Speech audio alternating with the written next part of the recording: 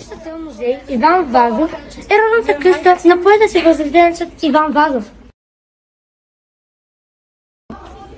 На 6 юни 1935 г. къщата е открита официално като музей. През 1964 къщата е обявена като паметник на културата.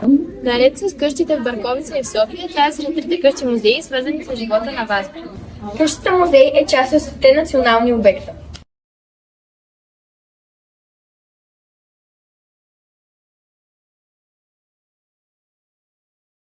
Районното училище е създадено в 1851 година.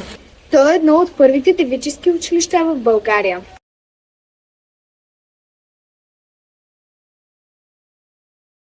Обектът се намира на площад Възраждане.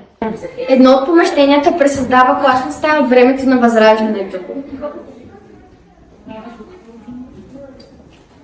Стая е местна на постоянна изложба и графики.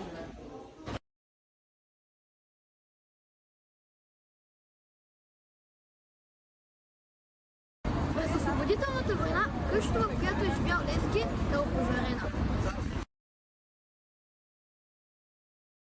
Тя е изставена, като голяма част от нея се превръща в сметище. Така се стига до 1932 година, когато режисьорът Васил Гендов подготвя филм за Апостола. В същото време има решение за събаряне на къщата. Ужасен от новината, Гендов изоставя филма си и се опитва да спаси това, което може. Така родната къща на Васил Левски е запазена за поколения. През 1937 година къщата е превърната в музей. През 1954 година е включен в Националната музейна мрежа. А през 1955 година до нея е построена зала за документация.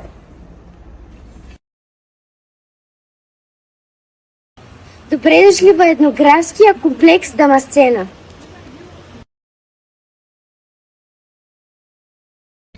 Тук се намира първата част на розоварна. Основана е през 1991 година.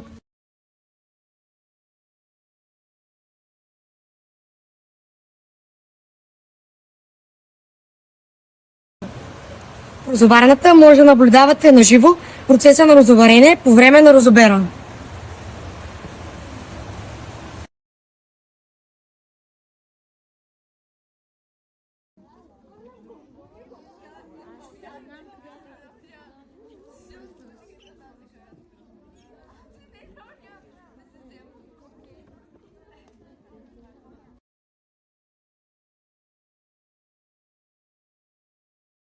Версия в Национален музей Христо Ботев.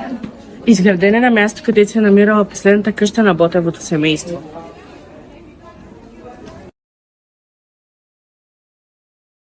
Създадена е през 1926 година.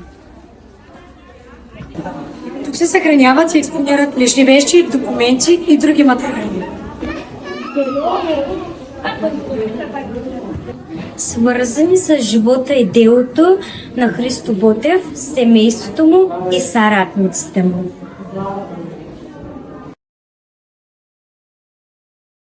Първи ноември е денят на народните будители.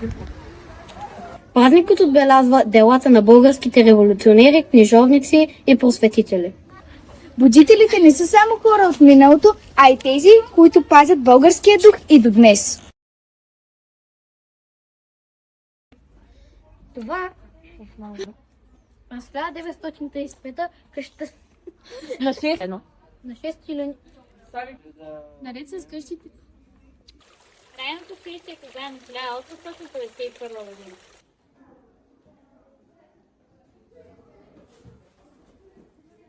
Стига. Друга стая за помник.